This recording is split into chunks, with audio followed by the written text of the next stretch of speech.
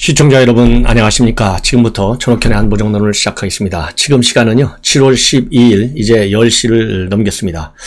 오늘 월요일이면요 리얼미터 여론조사하고 KSOI 한국사회 여론연구소에서 이 발표하는 여론조사 지표가 있습니다. 이 지표를 가지고 여러분들께 분석해 드리겠습니다. 먼저 KSOI에서는요 이 대권 후보들의 지지도를 조사 발표했는데요. 조사 시점은 지난 7월 9일하고 10일 1014명을 대상으로 한 것입니다. 여기서 쭉 나열하면요, 상당히 의미 있는 것이 윤석열 총장이 29.9%, 그리고 이재명이가 26.9%, 그래서 3%포인트 차이로요, 윤석열 총장이 다시 앞서고 있습니다. 그래서 전주 대비해서 볼 때, 둘이서 특징적인 점은요, 둘 다 하락했어요. 1.5포인트, 3.4포인트씩 하락했는데 이 하락의 원인은 윤 총장의 경우에는 이 X파일, 그 다음에 또 이 부인의 논문, 이것이 많은 논란이 됐고요. 이재명 지사는 이제 예비 경선 과정에서 이 김무성 씨가 아주 집중적으로 공격했지 않습니다. 특히 바지 내리겠다. 이 발언이 여성들의 표를 굉장히 하락시켰습니다. 그러다 보니까 이낙연 전 대표에 대한 지지가 상당히 껑충 올랐다. 이렇게 지금 해석이 됩니다. 그리고요. 이낙연 전 대표의 경우에는 그래서 5.9포인트나 껑충 올랐어요. 그러니까 이재명 3.4% 빠지고 또 윤 총장도 1.5% 빠지고 이거 더하면 4.9잖아요. 근데 5.9가 올라갔어요. 그러니까 윤석열 총장의 지지표 가운데도 범진보 진영 중에서 탈진보층 인사들이 지지하고 있지 않습니까? 이 비율만큼 전부 다 이낙연한테 갔다. 이렇게 생각하시면 될 것 같습니다. 그래서 18.1% 3등을 기록하고 있어요. 자, 그러면 범여권 이 적합도 조사에서는 이재명 29.7, 이낙연 20.6. 그래서요, 한 자리 숫자로 또 줄어드는 거. 이것도 굉장히 특색입니다.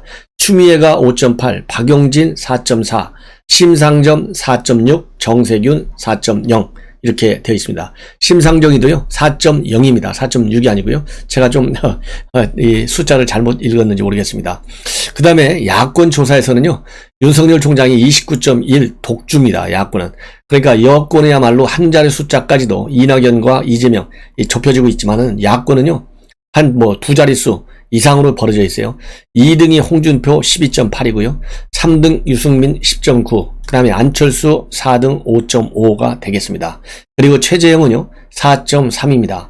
그래서 여기에서 제가 예측컨대 최재형 감사원장이 오늘 대전 현충원에서 이 부친 사무제지 않습니까?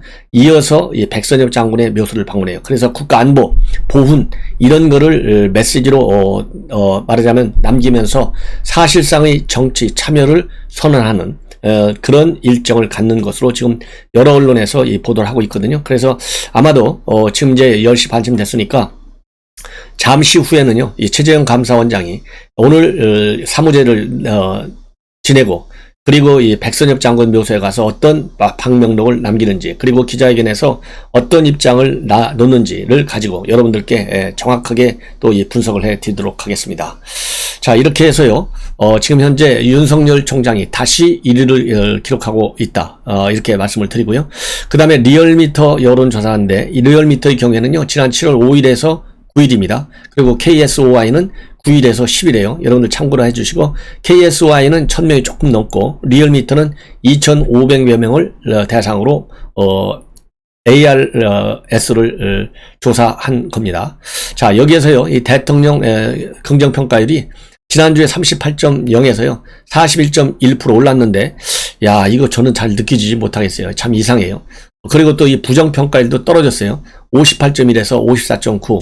자, 그래서 이 원인을 쭉 이제 보면, 리얼미터 측에서 이제 보면요.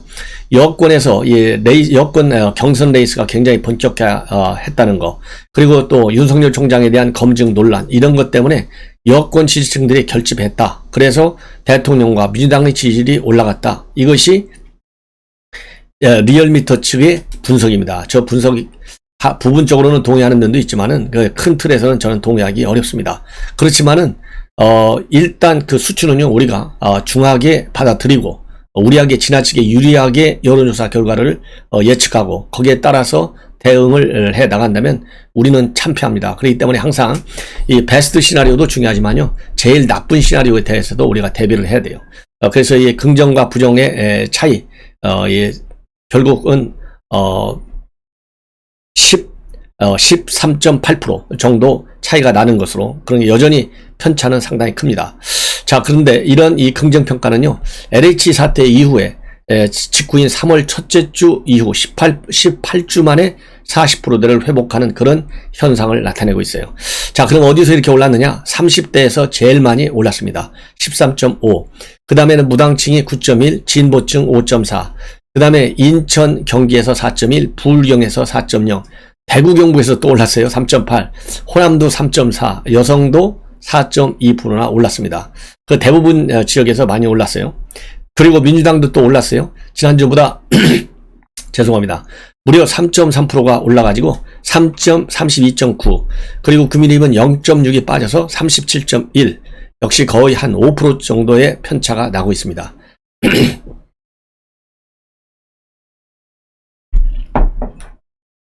죄송합니다. 그래서 민주당 지지도가요, 다시 30%대를 회복한 것은 지난 5월 넷째 주 이후에 6주 만입니다. 예. 그리고 민주당은 그 어디서 올랐느냐? 30대, 진보, 호남, 인천, 경기, 대구, 경북, 여성에서 올랐어요. 그리고 열린민주당은 7.0이고요. 국민의당은 6.0, 정의당은 3.5가 되겠습니다. 자, 제가 보기에는요, 이 시점이 이번 조사의 경우는 굉장히 중요해요. 아까 말씀드린 대로 7월 5일에서 7월 9일까지 조사를 한 내용이에요. 그렇기 때문에 지금 이제 4단계 거리두기 뉴스가 본격적으로 우리 국민들에게 전부 인식되기에는 시간이 조금 부족한 상황에서 여론조사가 이루어졌기 때문에 제가 보기에는 이제 내일, 모레 이렇게 이번 주 중에 발표되는 여론조사를 보면 문재인 대통령의 지지율 아마 빠질 가능성이 크지 않을까, 이런 생각을 1차적으로 해보고 싶습니다. 그럼 참고적으로 말이죠, 지금 윤석열 총장이 여기저기 많은 인터뷰들을 하고 다니고 있어요. 그래서 중요한 인터뷰인데, 이거는 이 동아일보에서 인터뷰한 내용입니다. 굉장히 이 포괄적으로 전 부분에 대해서 많이 하고 있습니다. 그래서 이 내용을 압축해서 여러분들께 말씀을 드리겠는데요. 이 청와대 인사 문제, 그 다음에 청와대 보복 문제, 또 단일화 문제, 사면 문제 골고루 짚고 있는데요. 맨 먼저 말씀을 드리고 싶은 것은 우선 정치보복하지 않겠다. 사면은 문재인 대통령이 결단 빨리 하라. 이렇게 되어 있고요. 그 다음에 단일화 할 수 있다. 정권 교체하면 뭔들 못하겠느냐. 이것이 이제 핵심 이 결론적 입장이다. 이렇게 보시면 됩니다. 그래서 이 차기 정부와 현 여권 인사들을 수사할 가능성과 관련해서는요, 법은 누구에게나 예외 없이 적용돼야 한다. 권력이 셀 때 남용하면 반드시 몰락하는 걸 검찰에서도 많이 봤기 때문에 정치보복을 하는 일은 없을 것이다. 그리고 과정과 절차에서 국민들이 볼 때 온당한 법 집행이 돼야 되고, 정치보복인지 아닌지는 국민들께서 다 아실 것이다. 본인이 집권해서 정치보복을 한다면 아마도 정부가 정상적으로 운영되기 어려울 것이고, 그렇다면 본인부터 정치적 기반과 국민의 동의를 상실할 것이다. 이렇게 판단하고 있어요. 그러니까 정치보복 안 한다. 이 얘기를 강하게 하면서도 법 집행 앞에서는 누구나 공평해야 된다. 이거를 또 강조하고 있는 점. 그래서 이 본인이 대통령이 당선된다 하더라도 법 집행과 관련해서 이 차별적 집행은 없다. 이 얘기는요, 지금 현재 문재인 정권의 권력 실세에 대한 이런 수사가 제대로 이루어지지 않고 있잖아요. 깔아뭉개는 게 대다수지 않습니까? 이것은 당연히 다시 수사해야 된다라는 말을 돌려서 한 것이나 마찬가지다. 옳은 평가고 옳은 생각이다. 저는 그렇게 생각이 들어요.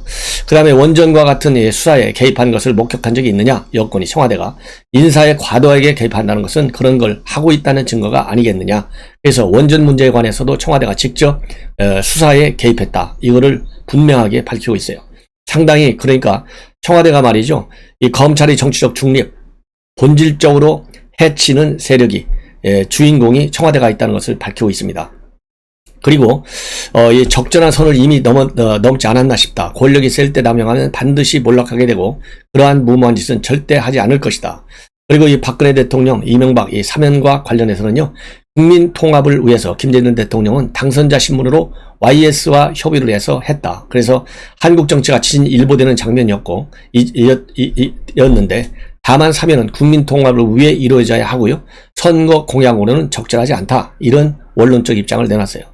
그리고 자신이 주도한 이런 이 적폐 수사와 관련해서는요, 어쨌든 간에 아픔을 겪는 분들에게 위로와 유감을 표명하고, 그리고 플랜 B로 지금 거론되고 있는 최재형 단일화에 대해서는요, 정권 교체를 확실할 수 있다면 어떠한 결단도 내려야 한다. 그래서 그 가능성을 열어놓고 있습니다. 단순히 그렇지만은 권력을 잡아야 한다는 것이 아니라 고통을 중단시키고 사회가 정상적으로 발전하게 하려면 어떠한 결단도 내리겠다는 의미다. 그래서 정권 교체에 도움이 되는 것을 전제로 해서 단일화 가능하다. 이렇게 얘기하고 있는 거예요. 무조건적이 아닙니다. 국민의힘, 그러니까 이 정치공학적으로 지금 현재 이런저런 얘기가 많이 나오는데요. 이 얘기 중에 하나가 이 윤석열 총장이 검증으로 인해서 무슨 문제가 발생될 경우, 그리고 윤석열 총장은 국민의힘의 입당이 지금 입당을 주저하고 있는데, 맨 먼저 최재형 감사원장이 입당을 먼저 할 경우에 국민의힘이 전폭적으로 지원할 것이다. 이런 얘기들이 나오지 않습니까? 그러니까 그러한 이 백그라운드에서의 말하자면 이 정치적인 국민의힘 측에서 의도적으로 최재형 띄우기는 하지 말라는 얘기가 또 깔려 있는 것이 아닌가 하는 생각이 들어요. 그래서 공정한 경선을 하면 공정한 분위기에서 여건에서 경선 또는 단일화의 필요성이 제기되면 정권 교체에 도움이 되는 방향에서라면 하겠다, 이렇게 얘기를 하고 있습니다. 그 다음에 단순히 권력을 잡아야 하는 게 아니고 고통을 중단시킨다는 이런 말에 굉장히 무게감이 있다고 저는 생각이 됩니다. 그래서 정권 교체를 확실하게 할 수 있는 어떠한 방법도 강구한다고 한 만큼 거기에 맞춘다, 이렇게 얘기했어요. 그러니까 이 얘기가 바로 앞에서 말씀드린 대로 이 국민의힘이 선거 공학적으로, 왜냐하면 국민의힘 내부에는 지금 NT 윤석열 세력도 있다는 거 아니에요? 이 박근혜, 그 다음에 MB 수사와 관련해서 그런 거를 다 포괄적으로 염두에 두고 한 발언이다, 이렇게 생각이 듭니다. 선봉작이 아니어도 좋다냐, 이런 질문과 관련해서는 국민이 정권 교체를 위해 앞장서라고 지지를 보내줬으니 받은 사람이 앞장서야 되지 않겠냐, 이 얘기를 했어요. 그런데 이 얘기는 결국 뭐냐, 내가 지금 국민의 지지를 받고 있잖아요. 앞에서 말씀드린 대로 지지율이 지금 두 자릿수 이상의, 거의 배 이상의 차이가 나고 있어요. 이런 거를 염두에 두고 감히 이건 국민의 명령 아니냐, 그래서 나를 빼고 단일화한다는 게 말이 되냐. 그렇지만은 정권 교체에 도움이 된다면, 공정하다면 단일화를 위해서 어떤 것이라도 할 수 있다, 이런 강한 신념을 표출하는 것으로 저는 봅니다. 자, 다음에는요, 이 추미애, 윤석열 총장 얘기하면 꼭 추미애 얘기가 안 나올 수가 없잖아요. 지피지기 백전백승이지 않습니까? 그래서 추미애가 하는 얘기는요, 우리가 꼭 알아야 돼요. 지금 오늘 또 방금 CBS 라디오에 나와서 이 출마의 변 얘기했어요. 여러 가지 얘기를 했어요. 그리고 윤 총장과 관련해서 여전히 본인은 감찰도 해보고 수사지휘권도 행사해보고 여러 가지 다 했다. 본인이 알고 있는 여러 가지 비리들이 이제서 나오는 것 아니냐. 그 당시에 안 나왔던 것은 이 보수 언론 매체에서 덮었기 때문에 안 나왔을 뿐이다. 그리고 현재 윤 총장이 정치행보하고 있는데요. 짜임새 있는 한 것 같지는 않지만 그래도 발언 자체가 굉장히 앞뒤가 모순되는 것이 너무나 많다. 그러면서요, 출마의 변으로 원전수사 이런 걸 얘기하고 있고, 또 중수청 설립을 얘기하고 있는데, 이런 것들이 다 앞뒤가 맞지 않고 오락가락하는 얘기가 아니냐, 이렇게 얘기를 하고 있습니다. 그래서 윤 총장의 문제점이라고 한다면 자기가 세운 기준, 원칙, 그 다음에 이런 것들이 자신한테는 통하지 않는다고 본다. 그래서 윤석열의 적은 윤석열일 수밖에 없고, 윤적윤이라고 할까, 그런 생각이 든다. 그러니까 여기서 윤석열의 적은 윤석열이다, 이거를요, 윤적윤이라고 하는 또 신조어를 만들면서까지 지금 윤석열 총장을 비판하고 있으니, 이런 사람이, 그러니까 이 적개심에 차가지고 말이죠, 윤석열 총장에 대한 적개심에 차서 출마하는 거예요. 국가를 어떻게 더 발전시키겠다, 이런 거는 안중에 없는 것 같습니다. 그러면서 오늘 또 부인 문제, 그 다음에 장모 문제, 이런 거를 가지고 재산 형성 과정 분명히 밝혀라, 이런 것을 또 한 번 주장하고 있습니다. 그리고 부인 논문 의혹에 대해서도요, 이 학사 업무 방해, 그 다음에 불법 여부, 이런 것들이 본질인데 왜 여기에 대해서는 답을 하지 않느냐, 이렇게 비판하고 있고요.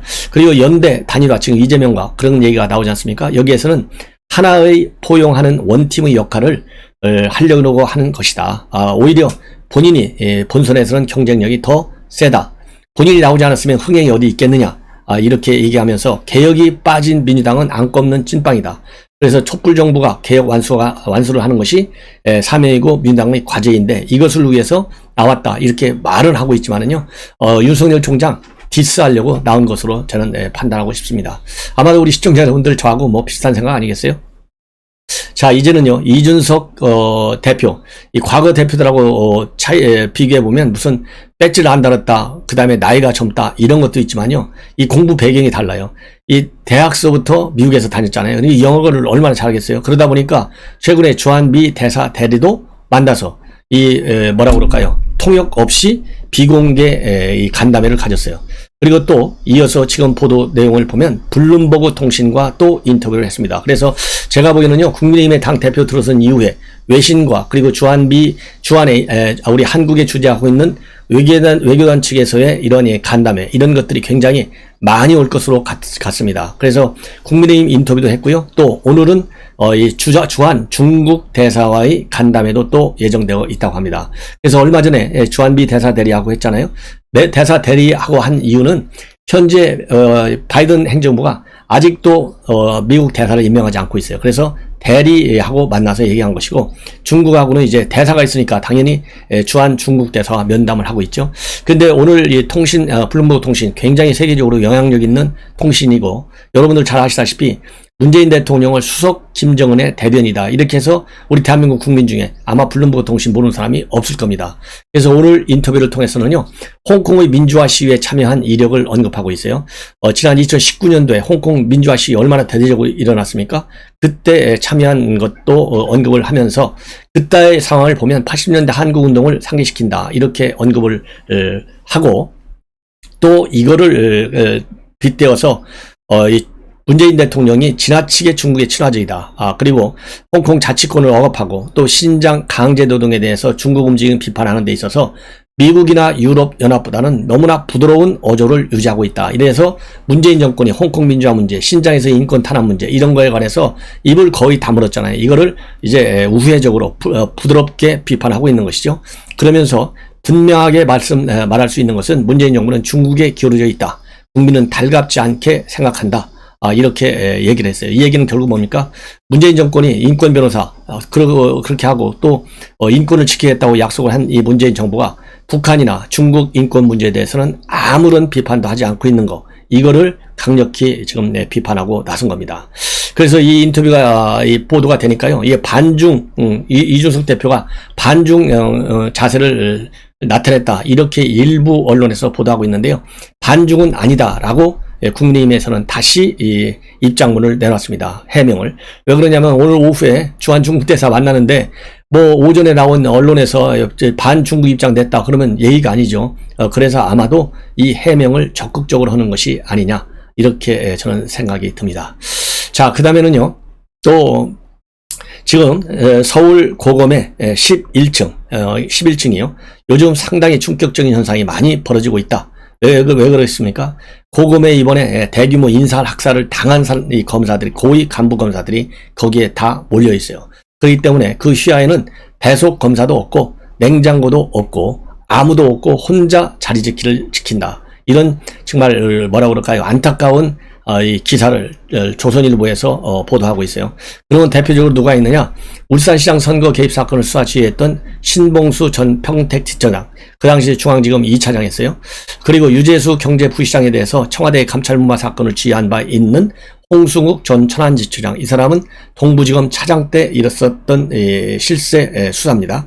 그리고 또 한명숙 사건과 관련해서요, 수사를 했던 신흥석 전 대구공원 검사, 여기에 다 와 있어요. 그러니까 지방에 내려가 있던 검사들이 전부 다 올라와서 11층으로 좌천돼 있다. 그래서 아무도 없다 보니까요, 이 후배 직원들은 대신에 이 선배 계속 이렇게 좌천당했으니까 얼마나 가슴 아프겠어요. 우유도차 많이 오는데요, 아무것도 줄 수 있는, 차 한 잔 제대로 줄 수 있는 사람들이 없어서 이 선배 간부 검사들이 직접 주고 있다. 그래서 정말 뭐라고 그러죠? 손 놓고 있는 것이죠. 할 일이 없으니까, 수사를 안 하니까 말이죠. 그래서 지금 굉장히 좀 괴로운 상황이 있고, 그러다 보니까 이런 사람들을 염두에 두고 김호수는 뭐라고 그랬어요? 좌천은 인사할 수 없다. 다 영전한 거다. 이렇게 있으니 정말 뭡니까? 이거 병 주고 약 주는 거 아니겠어요? 그리고 지금 현재 분위기는요, 이렇게 한다고 또 나가지도 않겠다, 버틴다, 6개월만 버티면, 8개월만 버티면 이제 새로운 세상이 올 것이 아니냐, 누구 줘라고 사표를 내냐, 이런 분위기도 있다고 합니다.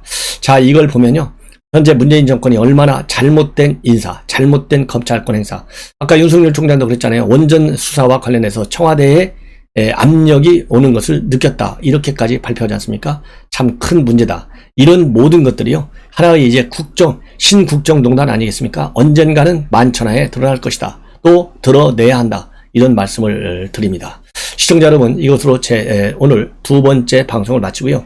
또 이어지는 방송을 통해서도 또 꼭 여러분께서 아셔야 할 뉴스들 집중적으로 보도해 드리도록 하겠습니다. 시청자 여러분들의 알람 설정 당부드리고 많은 시청을 부탁드립니다. 대단히 고맙습니다.